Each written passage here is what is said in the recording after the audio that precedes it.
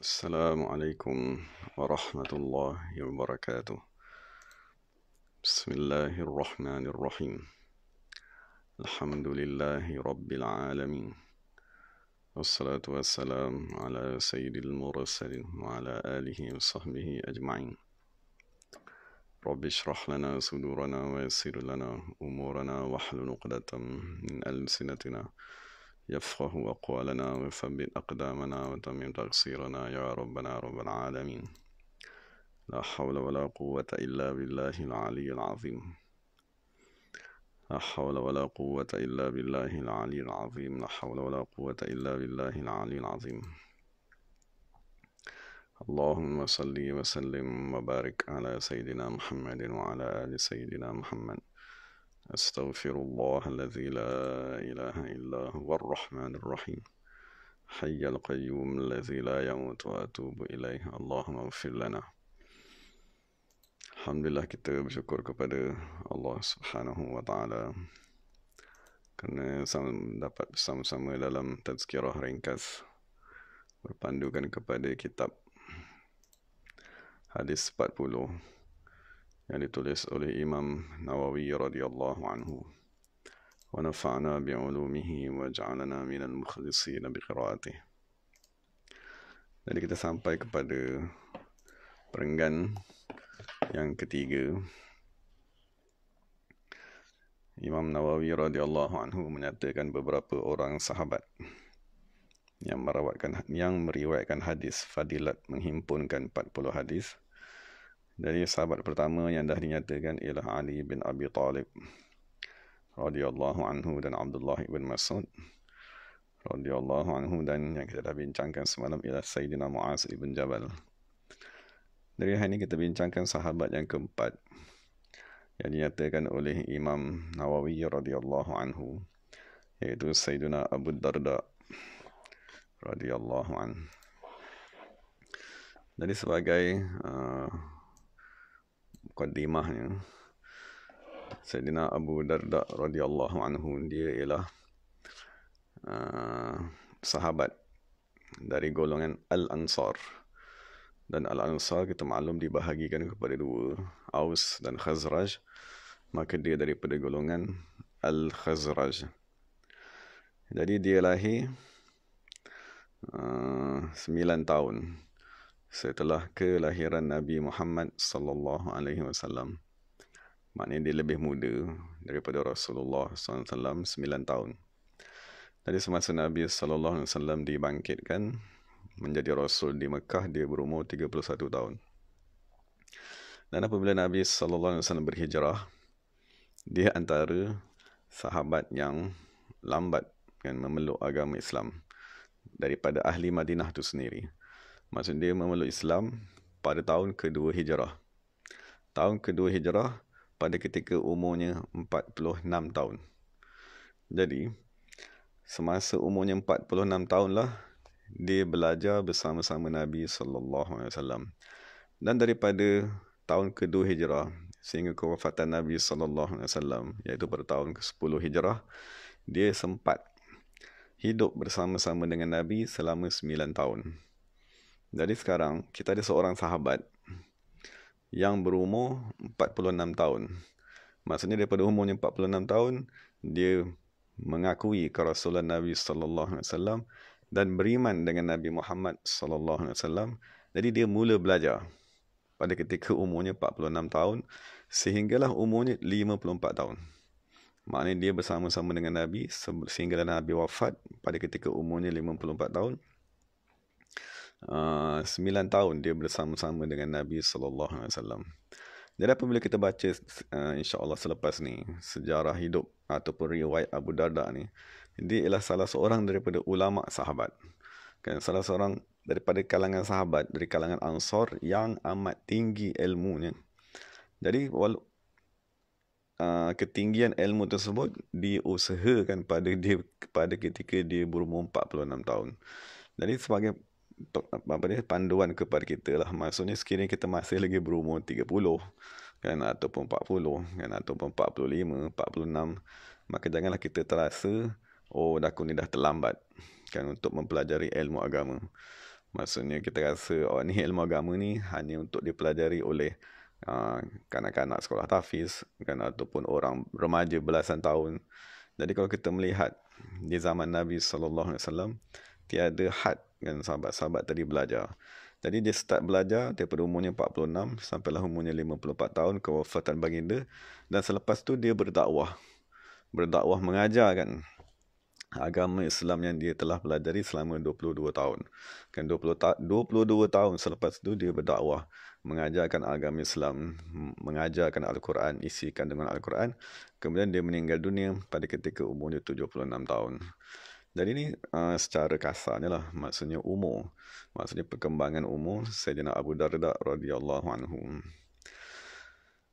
Jadi dari segi namanya, maksudnya Abu Darda ni ini bukan nama. Maksudnya Abu Darda ni dia ialah nama panggilan yang diistilahkan di dalam bahasa Arab sebagai kunyah. Tapi apabila kita rujuk kepada kitab-kitab yang membincangkan tentang diri Abu Darda ni, maksudnya ada beberapa kerumitan. Kan? Pertama dari segi nama dia sendiri. Disebabkan dia terkenal dengan panggilan Abu Darda, maka apakah nama dia yang sebenar? Maka nama dia yang sebenar tadi menjadi perselisihan ulama'. Kan setengah ulama' berkata namanya ialah Amir. Kan setengah ulama' berkata namanya ialah Uwaimir. Jadi macam mana sekalipun Uwaimir tadi dia membawa mana Amir juga kan, maksudnya orang yang hidup kan, orang yang makmur. Cuma daripada lafaz Abu Darda ni maksudnya bapa kepada seorang perempuan yang bernama Darda.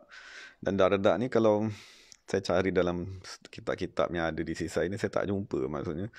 Cuma ada beberapa kitab mengatakan dia ada anak yang bernama Darda. Anak perempuan kan yang bernama Darda, maka dia dipanggil sebagai Abu Darda. Dan Darda ni kalau kita rujuk kepada kamus, dia merujuk kepada keadaan gigi yang luruh. Kan gigi yang luruh tadi, maka kalau lelaki dia panggil Adrat. Lelaki yang giginya gugur dia panggil sebagai Adrat. Dan kalau perempuan tadi giginya gugur dia panggil sebagai Darda. Jadi wallahu alam lah, maksudnya macam manakah dia tadi, adakah nama anak perempuan yang tadi Darda kan, maksudnya kita pun tak apa mengetahuinya. Tapi itu makna Darda tu dari segi bahasa lah, maksudnya yang perempuan yang gugur giginya. Dan setengah kitab dikata gugur gigi tadi gugur kerana umur yang banyak. Jadi itu dikenali dengan nama panggilannya iaitu Abu Darda radhiyallahu anhu. Dan keislaman ni tadi, sebagai kita dah bincang, dia masuk Islam pada ketika umurnya 46 tahun dengan jasa salah seorang sahabatnya lain, iaitu adik-beradik seibu dengannya, iaitu Abdullah ibn Rawahah radhiyallahu anhu. Maksudnya Abdullah bin Rawahah ni dia bersaudara kan, dengan Abu Darda ni. Jadi dia ajak selalu kan, Abdullah Rawahah ni ajak Abu Darda ni memeluk agama Islam, tinggalkanlah penyembahan berhala ni. Tapi Abu Darda di peringkat awal tu dia tidak, dia enggan untuk meninggalkan penyembahan berhala. Jadi sampailah satu ketika Abdullah bin Rawahah ni dah marah agaknya kan, dia satu hari tu dia tengok kan, apabila Abu Darda ni keluar, sebab Abu Darda ni di peringkat awal dia ialah peniaga kan, salah seorang businessman yang agung lah. Jadi dia tengok apabila Abu Darda ni keluar saja rumah, Abdullah bin Rawahah tadi masuk rumah. Kan masuk dalam rumah tersebut, dia tanya kepada isterinya mana bilik berhala Abu Darda ni. Jadi masuk kan, jadi Abdullah bin Rawahah pecahkan semua berhala-berhala tersebut. Kemudian Abdullah bin Rawahah pun keluar. Jadi apabila Abu Darda ni balik ke rumah, kan maksudnya dia melihat isterinya sedang menangis di depan pintu. Jadi dia kata, mengapa kamu menangis ni? Dia kata, saudara kamu tadi Abdullah bin Rawahah masuk ke dalam rumah dan dia pun menghancurkan berhala yang kamu amat sayang ni. Jadi apabila dah berhala tadi hancur berkecai, maka dia terfikir di dalam dirinya, lau kana indahu khair la dafa'a an nafsih. Maksud dia kata, kalaulah berhala ni ada kebaikan, kalaulah berhala patung yang aku nak sembah tiap-tiap hari ni ada kekuatan, kudrat, keupayaan, nescaya dia akan mempertahankan dirinya sendiri. Tapi dia balik rumah, dia tengok berhala ni dah berkecai, maka dia pun pergi bersama-sama dengan Abdullah bin Rawahah, lalu dia memeluk agama Islam. Jadi itu kisah keislaman Abu Darda pada tahun kedua Hijrah. Jadi daripada segi sifat tubuh badan ni dinyatakan bahawa Abu Darda tadi aqna. Aqna tu maknanya orang yang hidungnya, maksudnya di belah di hidung ni, di tengah-tengah ni ada bonggol sedikit. Ada bonggol sedikit di tengah-tengah hidungnya. Dan sifat aqna ni, aqnal anf ni lah sifat yang dinyatakan pada Nabi Muhammad sallallahu alaihi wasallam juga. Kan maksudnya hidung Nabi Muhammad tadi dia bukan lurus straight tadi. Dia lurus tetapi di tengah-tengahnya ada naik sedikit. Dan itulah juga sifat yang dinyatakan pada Imam Mahdi yang akan muncul di akhir zaman. Dan dia juga dipanggil sebagai ashal. Ashal maksudnya matanya ada kebiru-biruan sedikit. Dan dia tadi mewarnakan janggutnya dengan warna kuning. Kan maksudnya inai tadi. Dan di atas kepalanya biasanya dia akan meletakkan kopiah dan serban. Dan dia tadi akan membuat serban tadi tu ada ekor. Ekor serban tadi di antara dua bahunya. Dan dia salah seorang sahabat yang amat terkenal dengan kuat beribadah, puasa pada waktu siang dan bangun pada waktu malam. Sehinggalah saudaranya, maknanya apabila Nabi SAW hijrah ke Madinah, Nabi mensaudarakan Abu Darda dengan Salman Al-Farisi. Jadi Salman Al-Farisi ni guru kepada Abu Darda tadi yang banyak membimbing ni, yang mengajarnya. Jadi apabila Salman Al-Farisi kan melihat Abu Darda ni begitu semangat sekali, maksudnya semangat sangat mengamalkan agama Islam tadi, sampai bangun pada waktu malam tak tidur-tidur, puasa tak berhenti-henti, maka Salman Farisi pun tegur. Salman Farisi kata, inna li jasadika alaika haqqan. Sesungguhnya bagi jasad kamu ni ada hak, kamu kena jaga jasad kamu. Jangan paksa sangat. Wa li rabbika alaika haq. Dan bagi Allah Ta'ala ada hak kat atas kamu. Maksudnya kamu bangunlah sembahyang pada waktu tertentu. Cuma dia kata, wa li ahlika alaika haq. Dan bagi ahli keluarga kamu juga ada haknya. Maksudnya kamu kena bersama dengan mereka, kan duduk dengan mereka, bergurau dengan mereka. Jadi Salman Farisi dia bagi panduan. Dia kata, som wa aftir. Dia kata, berpuasa dan berbukalah. Wa salli, kan, dan bersemayanglah. Waqti ahlaka, datanglah kepada isteri kamu, duduk bersama mereka, bersama dengan mereka, dan berikanlah setiap hak orang yang mempunyai hak tadi, hak-hak mereka. Jadi itu salah satu keadaan dia semasa dia awal dia memeluk agama Islam, kan maksudnya dia amat kuat semangatnya mengamalkan agama tersebut. Maka itulah kepentingan sahabat, kan sahabat yang Nabi saudarakan tadi, Salman Farisi tadi tu, sahabat inilah yang membimbing. Kan kita maklum guru utama kita ialah, maksud guru yang utama ialah Nabi Muhammad sallallahu alaihi wasallam. Tapi setiap sudut tadi nak dirujuk kepada Nabi, kan maka ada satu kesusahan. Maka suatu Nabi setelah dia mendidik al-muhajirin, dia sahabatkan muhajirin ni dengan ansar seorang supaya muhajirin ni boleh mendidik setiap seorang daripada ansar tersebut. Jadi secara umumnya Abu Darda ni dia ialah murid kepada salah seorang sahabat yang agung, Salman Farisi radhiyallahu anhu. Jadi daripada sudut ahli keluarganya, maksudnya Abu Darda ni dia mempunyai dua orang isteri. Isteri yang pertama bernama Khairah dan isteri yang kedua bernama Hujaimah. Dan isteri yang kedua ni, maksudnya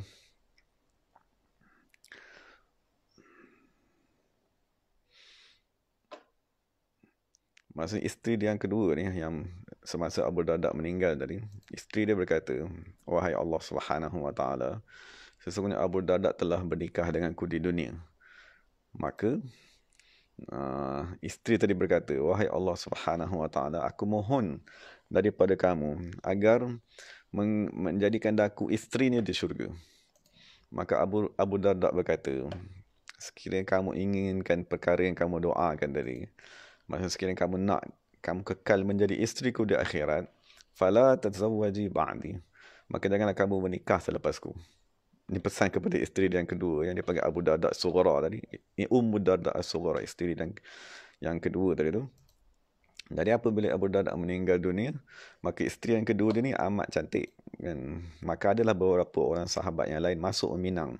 Maka isteri yang kedua dia berkata, la, tidak sekali-kali, demi Allah, la atazawwaju zawjan fid dunya hatta atazawwaja Abu Darda insya-Allah taala azza wa jalla fil jannah.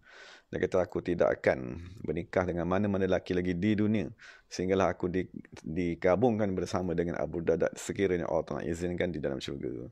Jadi itu satu panduan lah yang Abu Darda ajarkan kepada isteri-isteri. Mana-mana isteri yang amat menyayangi suaminya, maka dinyatakan di sini kekal lah dalam keadaan tersebut selepas suaminya mati. Maka moga-moga dia dapat bersama dengan suaminya di syurga. Daripada sudut peperangan, masa kita maklum dia masuk Islam tadi lewat kan. Maksudnya dia tak sempat menghadiri peperangan Badar, tapi dia menghadiri peperangan Uhud dan semua peperangan-peperangan bersama-sama Nabi Muhammad sallallahu alaihi wasallam. Dan semasa zaman Sayyidina Umar, kan Nabi Sayyidina Umar menghantarnya ke Damsyik kan, untuk mengajarkan agama Islam. Jadi Sayyidina Abu Darda menceritakan tentang pekerjaan dirinya. Maksudnya dia berkata, kuntu tajiran qabla an yub'atha Muhammadun sallallahu alaihi wasallam. Maksudnya Sayyidina Abu Darda dia cerita tentang diri dia. Maksudnya kuntu tajiran, aku ni seorang businessman. Dan sebelum dibangkitkan Nabi Muhammad sallallahu alaihi wasallam. Kalau kita andaikan daripada umur dia 20 sampai umur 46 tadi dia memeluk agama Islam. Maksudnya 26 tahun dia berkecimpung dalam bidang perniagaan. Kemudian apabila dia memeluk agama Islam, dia nak belajar agama dengan Nabi SAW. Dan dia nak memfokuskan kepada ibadat. Jadi dia kata, zawaltu tijarata wal ibadata falam tajtami'a. Dia kata, aku cuba. Ini cerita tentang diri dia. Ini bukan cerita tentang sahabat yang lain. Maksudnya aku cuba untuk menggabungkan antara ibadat dan perniagaanku ni. Dan dia masukkan dengan ibadat tadi ialah ibadat khususnya dan belajar dengan Nabi Muhammad sallallahu alaihi wasallam tadi. Sebab dia tahu masa tadi dia 9 tahun saja untuk dia mengambil ilmu daripada Nabi Muhammad sallallahu alaihi wasallam. Dia kata, aku berusaha untuk menggabungkan mencari dunia dan mencari akhirat. Falam tajtami'ah. Tak boleh bergabung kedua-duanya, dia kata. Fa akhadhtu al-ibadata wa taraktu tijarata. Maka aku tadi mengambil jalan ibadat dan aku meninggalkan perniagaan. Dan itu tentang pekerjaannya sebelum dan selepas dia tadi memeluk agama Islam. Dan kita maklum Sayyidina Umar melantiknya sebagai qadi di Damsyik. Jadi sehinggalah Abu Darda tadi meninggal di Damsyik dan zuriatnya kekal di sana. Dan setengah daripada sifat-sifat pujian, sifat-sifat terpuji Abu Darda ialah sebagaimana yang dipuji oleh Nabi sallallahu alaihi wasallam, Uwaimiru hakimu ummati. Maksud kita bincang tadi, Abu Darda ni ialah kunyah dan namanya ialah Uwaimir. Satu riwayat mengatakan Amir, maka Nabi sallallahu alaihi wasallam mengatakan Uwaimir ialah hakimu ummati, ialah ahli hikmat kan di dalam umatku. Kan maksudnya orang cendekiawan yang mempunyai ilmu-ilmu ketuhanan yang tertinggi. Dan dalam satu riwayat lain Nabi berkata, Abu Darda a'badu ummati wa atqaha. Sesungguhnya Abu Darda ni adalah manusia umatku yang paling kuat sekali beribadat, wa atqaha, dan paling bertakwa dari kalangan umatku. Dan Sayyidina Anas radhiyallahu anhu berkata, Rasulullah SAW meninggal dunia, maka tiada dari kalangan sahabat, maksudnya sahabat dari kalangan Al-Khazraj. Kan maksudnya kita maklum tadi Khazraj tadi salah satu kumpulan daripada Al-Ansar, maka tiada dari kalangan Al-Khazraj yang menghafal Al-Quran seluruhnya melainkan 4 orang saja. Dari kalangan Khazraj ada 4 orang. Pertama ialah Abu Darda, dan yang kedua ialah Sayyidina Muaz bin Jabal yang kita dah bincangkan semalam. Yang ketiga, keempat ni lah Zaid bin Sabit dan Abu Said. Jadi ini 4 orang sahabat yang disaksikan oleh Sayyidina Anas menghafal keseluruhan Al-Quran. Dan kita maksudkan dengan menghafal keseluruhan Al-Quran tadi adalah memahami dan menguasai keseluruhan Al-Quran. Jadi ini 4 orang yang diistilahkan sebagai ulama sahabat dari golongan Al-Khazraj. Dan salah satu lagi sifat terpuji Sayyidina Abu Darda ni, maksudnya orang bertanya kepada dia, wahai Sayyidina Abu Darda, kami melihat kamu ni tak berhenti-berhenti berzikir, sentiasa memegang tasbih, mulutnya sentiasa berzikir. Maka dia tanya, kam tusabbihu ya Abu Darda fi kulli yaum, berapa banyak kamu bertasbih pada setiap hari wahai Abu Darda? Maka dia kata, mi'ata alfin, 100,000. illa an tukhti al-asabi'. Kecuali sekiranya jari aku ni tersalah kira, dia kata. Tapi dia kata bilangan tasbihnya kan sama ada dia membaca la ilaha illallah kan, ataupun dia membaca subhanallah kan, ataupun apa saja, alhamdulillah, zikir-zikir yang diulangkan setiap hari ialah sebanyak 100,000. Dan sebagaimana kita dah bincangkan tadi, kan kita tadi dituntut atau Nabi mengatakan siapa yang membaca la ilaha illallah sebanyak 70,000 kali, maka 70,000 tadi akan menjadi tebusannya daripada api neraka. Jadi bayangkanlah kita hari ini nak menghabiskan 70,000 tu, ada yang mengambil masa sebulan, ada yang mengambil masa setahun, 2 tahun kan, kerana kesibukan kita pada hari ini. Tapi kita bayangkanlah Sayyidina Abu Darda, dia berkata satu hari kan aku boleh berzikir sebanyak 100,000 kali. Dan salah satu lagi sifat terpuji ataupun kelebihan Abu Darda ni ialah apabila dia tadi sujud. Maksudnya ni isteri dia melihat ni. Apabila Sayyidina Abu Darda tadi sujud, dia akan sujud dengan begitu lama. Dan apabila dia sujud dengan begitu lama, apa yang dia buat? Dia baca doa. Doa ni ialah Allahumma gfirli li fulanin wa fulanin wa fulanin wa fulanin wa fulanin fulan. Maknanya, semasa Abu Darda tadi sujud, dia berdoa, wahai Allah Subhanahu wa taala, ampunkan dosaku dan ampunkan dosa sepulan. Jadi dia akan menyebut nama seorang daripada saudaranya. Yang ini masukkan dengan saudara tadi. Macam ni, kita sekarang ni ada saudara daripada sudut darah, daging. Maksudnya ibu bapa yang sama, jadi kita panggil saudara darah daging. Tapi di dalam Islam, dia ada persaudaraan dengan akad. Macam kita bincang tadi, maknanya Nabi SAW mensaudarakan antara Salman Al-Farisi dengan Abu Darda. Jadi ini dipanggil persaudaraan dengan akad. Maksudnya mereka pegang dua tangan dan kita kata kita bersaudara kerana Allah Subhanahu Wa Taala, maka dia terus dihukumkan sebagai adik-beradik dengan sebab akad tadi.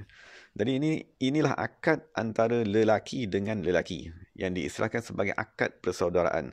Kalau akad dengan perempuan tu kita maklum kan, dipanggil sebagai akad nikah. Itu akad nikah ni sampai hari ni kekal kan, sebab memangnya lelaki tadi nak menikah dengan perempuan dan perempuan perlu kepada lelaki. Tapi satu-satunya akad yang pupus kan ialah akad persaudaraan. Kan maksudnya akad ni dah pupus, maksudnya kita pun tak ada bersahabat dengan orang yang amat baik kan, kita rasa dia ni sahabat aku yang baik, lepas tu kita berakad, engkau adalah saudara aku ialah saudara engkau. Ini antara akad yang pupus.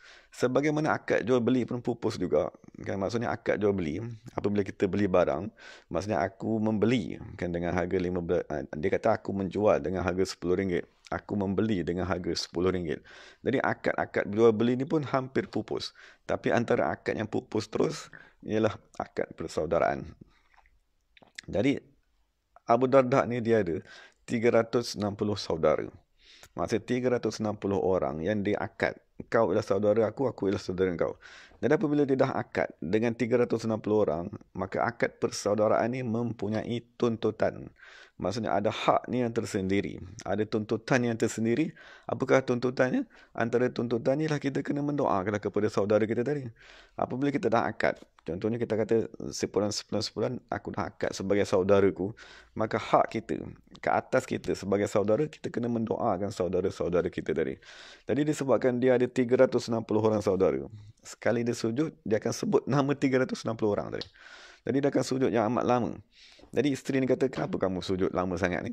Dan lepas tu kamu doakan kepada seorang saudara-saudara kamu ni, dan kamu sebut nama seorang-seorang di dalam sujud.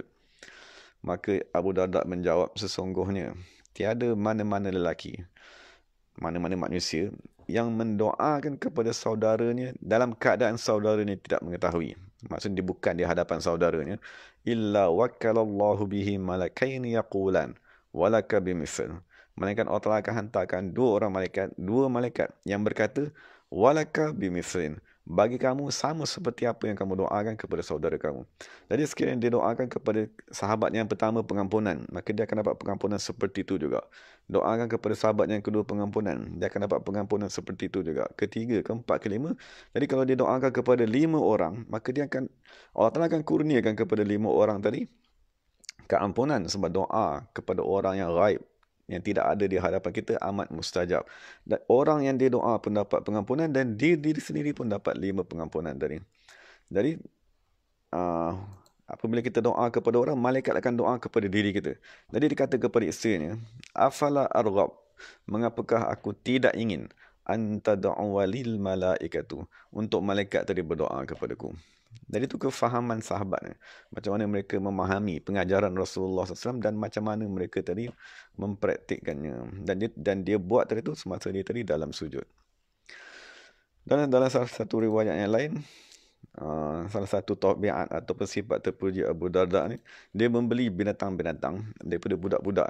Maksudnya dia tengok budak-budak tadi tengah menyiksa binatang ke, ataupun bermain-main dengan binatang ke, ataupun kurung binatang ke, maka dia beli burung-burung tersebut, dia lepaskan burung-burung, dia kata, pergilah wahai burung-burung dan hiduplah. Dan salah satu lagi sifat Abu Darda yang dinyatakan ialah dia tadi menyukai 3 perkara. Dia sendiri kan, dia kata ada 3 perkara yang aku amat suka, yang manusia sebahagian besarnya tidak menyukainya. Apakah 3 perkara tersebut? Pertamanya ialah al-maut, kematian. Dan kedua, kefakiran. Dan ketiga ialah sakit. Jadi tujuan Abu Darda bercakap ni ialah untuk mengajarkan kepada kita. Maksudnya dia nak mengajar kepada kita macam mana nak memahami ajaran Islam yang dibawa oleh Nabi Muhammad SAW. Yang dituntut daripada kita ialah kerinduan untuk bertemu dengan Allah Subhanahu Wa Taala. Jadi Abu Darda berkata, kenapa aku cinta sangat maut? Cinta sangat kematian ni, ishtiyaqan ila Rabbi Azza wa Jalla, kerana aku amat rindu untuk bertemu dengan Allah Subhanahu Wa Taala. Jadi mematikan diri tadi tu ialah salah satu sebab untuk kita bertemu dengan Allah Subhanahu Wa Taala. Lepas tu kedua, kenapa pula dia ni suka kefakiran? Fakir miskin kan, susah hidup. Jadi dia kata aku suka kefakiran tadi tawaddu'an li Rabbi, kerana merendah diri kepada Allah Subhanahu Wa Taala. Kerana kita takut, dalam Quran kata kalla innal insana la yatagha ar-ra'ahu istaghna. Maksud Allah Taala bagi tahu dalam Quran, sebagai manusia ni dia akan melampaui batas, sombong, meninggi diri, menghina manusia, memandang rendah kepada orang lain, memandang rendah kepada ulama, kepada ahli ilmu. Ar-ra'ahu istaghna, kerana dilihat dia banyak harta, kerana dilihat dia dah menjadi kaya. Jadi salah satu cara dia kata aku nak menjadikan diri aku ni tawaduk ialah dengan aku tadi cinta kepada kefakiran. Dan satu lagi dia kata aku suka sakit, dia kata. Jadi kata kenapa suka sakit tadi? Sebab takfiran li khati'ati, kerana menghapuskan dosa-dosa yang telah aku buat. Dari itu beberapa sifat Sayyidina Abu Darda radhiyallahu anhu yang kita boleh ambil pengajaran daripadanya.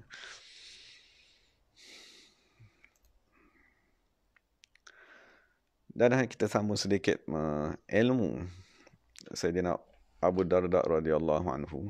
Maka Sayyidina Muaz bin Jabal dia berkata, sekiranya aku mati, maka kamu carilah ilmu di sisi 4 orang. Yang maksudnya Muaz bin Jabal kita bincangkan semalam tu, dia kata sekiranya aku mati, kamu tuntutlah ilmu daripada 4 orang manusia. Pertama ni ialah Abu Darda, Uwaimir Abu Darda. Kedua-duanya Salman Al-Farisi, Abdullah bin Mas'ud dan Abdullah bin Salam radhiyallahu anhum ajma'in. Dan daripada Qasim ibn Abdul Rahman dia kata, kan Abu Darda minal ladzina utul ilma. Sesungguhnya Abu Darda ialah salah seorang daripada orang yang dikurniakan dengan ilmu. Ayat ni kita dah bincangkan semasa kita bincangkan tentang syahadah tadi. Maksud syahidallahu annahu la ilaha illa huwa wal malaikatu wa ulul ilmi. Maksudnya yang menjadi saksi bahawa Allah ialah Tuhan yang tiada Tuhan melainkan Allah. Allah sendiri menjadi saksi, malaikat-malaikat dan satu kumpulan manusia yang diistilahkan sebagai allazina utul ilm. Jadi siapakah salah seorang daripada allazina utul ilm yang menjadi saksi kepada ketuhanan Allah? Ialah Sayyidina Abu Darda radhiyallahu anhu. Dan sekarang kita lihat bagaimana salah seorang sahabat yang agung, iaitu Sayyidina Abu Zar. Sayyidina Abu Zar ni dia ialah muhajirin, antara orang paling awal, orang kelima memeluk agama Islam. Sayyidina Abu Zar, dia berkata kepada Abu Darda, padahal Abu Darda ni masuk Islam lambat kan. Jadi dia memuji Abu Darda, dia berkata, ma hamalat warqa wala adhallat khadara a'lama minka ya Abu Darda. Maksudnya dia kata, bumi tidak menanggung dan langit tidak pernah memayungi a'lama minka, maknanya lebih tinggi ilmu daripada kamu, wahai Abu Darda radhiyallahu anhu. Jadi itu pujian sahabat sendiri kepada Sayyidina Abu Darda radhiyallahu anhu. Jadi kita berhenti dulu di situ, insya-Allah kita sambunglah sekiranya Allah Taala izinkan besok beberapa nasihat kan dan beberapa panduan daripada Sayyidina Abu Darda radhiyallahu anhu. Jadi hari ini kita bincangkan tentang diri sahabat yang agung Abu Darda itu sendiri. Jadi moga-moga apabila kita mendengar tentang riwayat hidup Sayyidina Abu Darda ni, kita dapat membangkitkan rasa keagungan tadi tu. Maksudnya dalam Quran dia kata, "Wa may yu'azzim sya'airallah fa innaha min taqwal qulub." Sesiapa yang mengagungkan syiar Allah Subhanahu wa taala, dan syiar Allah yang paling agung ialah sahabat tadi. Jadi dalam diri kita ni mungkin ada seseorang yang kita agungkan kan, mungkin ada setengah manusia dia mengagungkan artis, setengah manusia dia mengagungkan ahli sukan kan, pemimpin, orang yang berjaya dalam kehidupan, jutawan dan seumpamanya. Tapi dalam masa yang sama kan, sepatutnya kita jadikan orang yang paling agung di dalam diri kita ialah Nabi Muhammad sallallahu alaihi wasallam. Dan setelah Nabi Muhammad sallallahu alaihi wasallam, manusia-manusia yang paling agung ialah sahabat baginda radhiyallahu anhum ajmain. Tapi perkara tersebut tak boleh dibuat. Macam-macam mana kita nak mengagungkan seseorang sekiranya kita tidak kenal ataupun kita tidak mengetahui kelebihan-kelebihan dan sudut-sudut keagungan mereka. Jadi moga-moga apabila kita membincangkan tentang sahabat-sahabat ni, maka kita dapat menzahirkan kecintaan, menghadirkan kecintaan kepada mereka, mengagungkan mereka. Apabila kita sebut nama mereka selepas ni, kita tahu Sayyidina Abu Darda radhiyallahu anhu kan sahabat yang amat agung. Apabila kita sebut Sayyidina Ali bin Abi Talib radhiyallahu anhu, kita dapat hadirkan keagungan mereka itu dalam diri kita. Bukan semata-mata kita sebut Abu Darda, Abu Darda, Abu Darda, tak boleh kan. Maksudnya itu tidak beradab dengan sahabat-sahabat Nabi sallallahu alaihi wasallam. Jadi moga-moga kita dikurniakan dengan keberkatan sahabat-sahabat tersebut kan, limpah kurnia daripada Allah Subhanahu wa taala. Jadi sekarang Allah Taala izin kita sambunglah nasihat-nasihat daripada Sayyidina Abu Darda insya-Allah taala. Wa aqulu qawli hadza wa astaghfirullahal azim li wa lakum wa lisairil muslimin wal muslimat. Assalamualaikum warahmatullahi wabarakatuh. Bismillahirrahmanirrahim. Alhamdulillahirabbil alamin. Wassalatu wassalamu ala sayyidil mursalin wa ala alihi wa sahbihi ajma'in.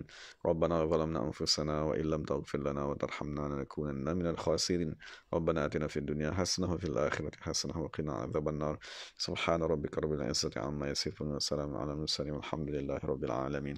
Taqabbalallahu minna minkum. Terima kasih kepada sahabat-sahabat semua. Moga-moga Allah Ta'ala pelihara kita. Assalamualaikum warahmatullahi wabarakatuh.